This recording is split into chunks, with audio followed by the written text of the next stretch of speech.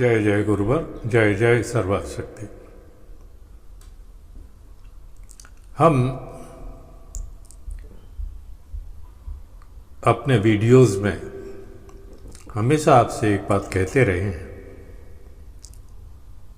और वो ये कि अपने मन में नौकरी करने की जो इच्छा है, ये जो आपकी मानसिकता है कि पढ़ाई के बाद हम नौकरी करेंगे, इसे हम आपके मन से निकालना चाहते हैं। क्योंकि जब तक कि गुलामी की भावना आपके मन में है, तब तक आप आगे नहीं बढ़ सकते। आप नहीं बढ़ोगे तो देश आगे नहीं बढ़ेगा, क्योंकि देश के ऊपर ही है आपके कर्तव्य। आपके कर्तव्य हैं कि जहां हम रह रहे हैं उस देश को सजाएं, संवारें और उस मुकाम पर ले जाएं, उस ऊंचे शिखर पर ले जाएं जहां से विश्व कहे वाह वाह क्या बात है, ये है भारत। हमें बताया जाता है कि देश सोने की चिड़िया था या नहीं, ये तो आप खुद सोच सकते हो, मगर हम इसे सोने की चिड़िया जरूर बना सकते हैं। और वो ऐसे कि देश जब प्रगति करता है, आगे बढ़ता है, तरक्की करता है, तो देश का बच्चा बच्चा तरक्की करता है। हमने पहले भी कहा था कि एक समृद्ध देश विशाल या भव्य नहीं कहलाया जा सकता। समृद्धि तो ऐसे भी आती है कि देश के 50-100 धनाढ्य लोग हैं, उनके पास सारे देश का धन इकट्ठा हो जाए और बाकी जो लोग हैं, यानी आधी से ज़्यादा संख्या भुखमरी के कगार पर हो, उसे हम समृद्ध कैसे कह सकते हैं, विशाल और भव्य कैसे कह सकते हैं। देश भव्य तभी बनता है जब देश का बच्चा बच्चा समृद्ध हो, और हमारा लक्ष्य यही है कि हम देश को समृद्धि के रास्ते पर ले जाएं, यानी देश का बच्चा बच्चा समृद्ध हो। कोई ये नहीं कहे कि ओह हम गरीब हैं, हम छोटे हैं, हम क्या कर सकते हैं, हम असहाय हैं। हम चाहते हैं कि देश का हर नागरिक समर्थ हो, सशक्त हो, ताकि कोई भी उससे ऊंची आवाज में बात नहीं कर सके। इसका मतलब ये नहीं है कि हम धनाढ्यों का धन लूट लें और अपनी तिजोरियां भरना शुरू करें। भारत देश में कई लोग इसीलिए डाकू बन गए कि धनाढ्यों ने उन्हें बहुत परेशान किया, और उस परेशानी से वो इतने आहत हुए कि जंगलों में चले गए, बंदूकें उठा ली और फिर उनको लूटना शुरू कर दिया। वो कहते हैं कि हम धनिकों का पैसा लूट करके गरीबों में बांट दें, पर यह कोई तरीका नहीं है। देश को समृद्ध बनाने का यह कोई तरीका नहीं है।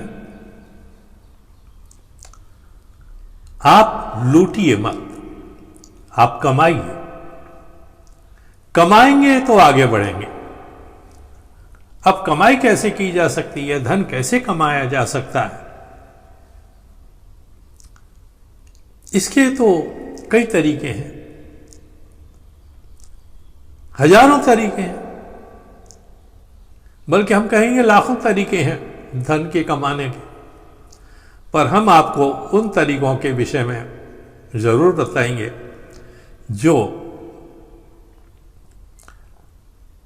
आपके लिए भी लाभकारी हो, देश के लिए भी लाभकारी हो और हर मनुष्य के लिए लाभकारी हो। किसी एक को कष्ट दे करके अपनी जेब में भरना ये तरीका नहीं होता है देश को समृद्ध बनाने का, जैसे आजकल कुछ धनाढ्य कर रहे हैं। उन्हें इससे कुछ कोई लेना देना नहीं है कि देश की जनता भूखी मर रही है। वो सिर्फ ये चाहते हैं कि उनका उत्पादन, उनका प्रोडक्ट बाजार में बिके, और क्योंकि वो एक छत्र सम्राट हैं उद्योगों के, इसीलिए उन्होंने आपस में कुछ ऐसे समझौते कर रखे हैं कि भाई तू मेरे रास्ते मत आ और हम तेरे रास्ते नहीं आएंगे, तू अपने रास्ते बढ़, हम अपने रास्ते बढ़ेंगे, एक दूसरे से मत टकराओ। तो ये जो तरीका है वो क्या है? ये तरीका है गरीबों का खून चूसने का। गरीबों का खून कौन चूसता है? ये जो धनाढ्य हैं वो कैसे चूसते हैं ये आप जानते हैं। 10 रुपए की चीज बना करके और बाजार में अगर 100 रुपए की बेचेंगे तो ये खून चूसना नहीं हुआ तो और क्या हुआ? आप कमाइए, जरूर कमाइए, पैसा आपने लगाया है, आप श्रम करते हैं, दिमाग लगाते हैं, कोई आपको कमाने से नहीं रोकता, मगर हर चीज की एक सीमा होती है। 10 के 15 बना लो, पर 10 के 100 बनाना ये गलत है। और इसीलिए हम चाहते हैं कि देश का बच्चा बच्चा उद्यमी बने, और उद्यमी कैसे बन सकता है, यानी उद्योग कैसे लगा सकता है, उसकी सामर्थ्य हम जुटाएंगे, उसके तरीके हम बताएंगे आपको। आपका काम सिर्फ इतना है कि आप हमसे जुड़ें, और जुड़ने के तरीके यही है कि हमारा चैनल सब्सक्राइब करें अगर नहीं किया है अब तक तो, और वीडियो हर रोज़ देखते रहें, कमेंट्स करके अपने विचार हम तक पहुंचाएं, और लाइक भी करते रहें। और सबसे महत्वपूर्ण जो चीज़ है वो ये कि इन वीडियोस को आप अपने परिचितों में शेयर जरूर करें, साझा जरूर करें, उन तक पहुंचाएं। हमारी ये जो सूचना है, जो बातें हैं, वो उन तक जरूर पहुंचाएं। हम अपनी बात को अधूरा नहीं छोड़ेंगे। हमने जो बात शुरू की थी कि बंटवारा बराबर का होना चाहिए। बंटवारा ऐसा नहीं कि 10 ने हड़प ली पूरी जमीन और 90 को छोड़ दिया बेकारी, बेरोजगारी में गुलामी करने के लिए। ये गलत बात है, मगर उस गलत बात को सही तरीके से दूर आप कर सकते हो, और उस सही तरीके से दूर करने का तरीका सिर्फ यही है कि जो पढ़े लिखे लोग हैं, युवा हैं, या फिर वो लोग हैं जो रिटायर हो चुके हैं मगर समर्थ हैं, शरीर से समर्थ हैं, मन से समर्थ हैं, तो फिर वो इसमें सहयोग दे सकते हैं, वो इस काम को आगे बढ़ा सकते हैं। वो लोग जिनके पास कोई काम नहीं है, चाहे पढ़े लिखे हों या अनपढ़ हों, वो भी इसमें सहयोग कर सकते हैं, क्योंकि देखिए, कोई कारखाना सिर्फ पढ़े लिखों से ही नहीं चलता है। कारखाने या उद्योग जो हैं वो गुणियों से चलते हैं। जिसमें गुण है वो चलाते हैं कारखाने। ये इतने बड़े बड़े कारखाने जब नहीं थे, तब क्या हमारे देश में उत्पादन नहीं होता था? आपको पता होगा, बनारस की सिल्क की साड़ियां विश्व भर में प्रसिद्ध। ये इतनी उच्च कोटि की साड़ियां होती हैं और इसे वो लोग बनाते थे जो बिल्कुल पढ़े लिखे नहीं होते थे। सिर्फ कारीगरी सीखी होती थी उन्होंने अपने पूर्वजों से, अपने माँ बाप से, और उसी कारीगरी को वो आगे बढ़ाते थे। पुराने भारत में ढाका का मलमल बहुत प्रसिद्ध था। हमारे यहाँ से जो पीतल के बर्तन बनते थे, और ख़ास तौर से जो मुरादाबाद से मुरादाबादी बर्तन जो बनते थे, वो भी कोई ग्रेजुएट्स और पोस्ट ग्रेजुएट्स नहीं बनाते थे। ये सब वो लोग बनाते थे जिन्होंने कारीगरी सीखी है। कारीगरी जानने वालों का आज भी अभाव नहीं है।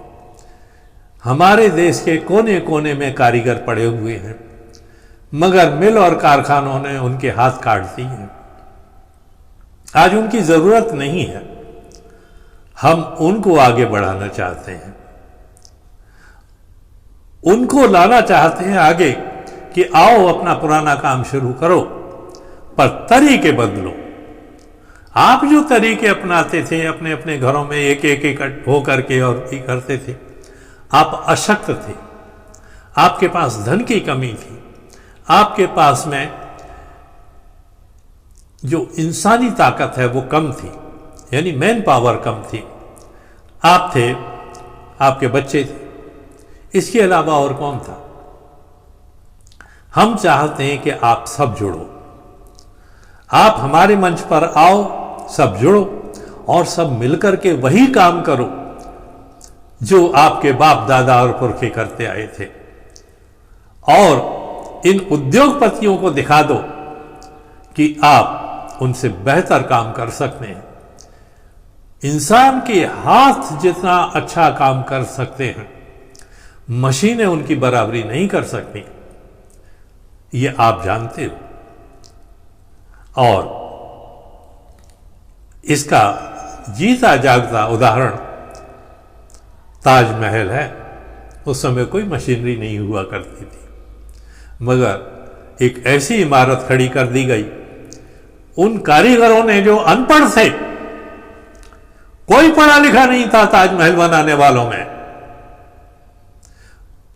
मगर उन्होंने वो काम कर दिखाया जिसे आज दुनिया सराहती है। तो आइए हम अपने कामों को आगे बढ़ाएं, अपने आप को आगे बढ़ाएं और इस तरह आगे बढ़ाएं अपने देश को, अपना देश का परचम पूरे विश्व में लहराएं। और इसके लिए ज़रूरी है कि हम एकजुट हो करके एक मंच पर आएं और अपनी शक्ति को लोगों के सामने दिखाएं कि हम क्या हैं। आज बस इतना ही।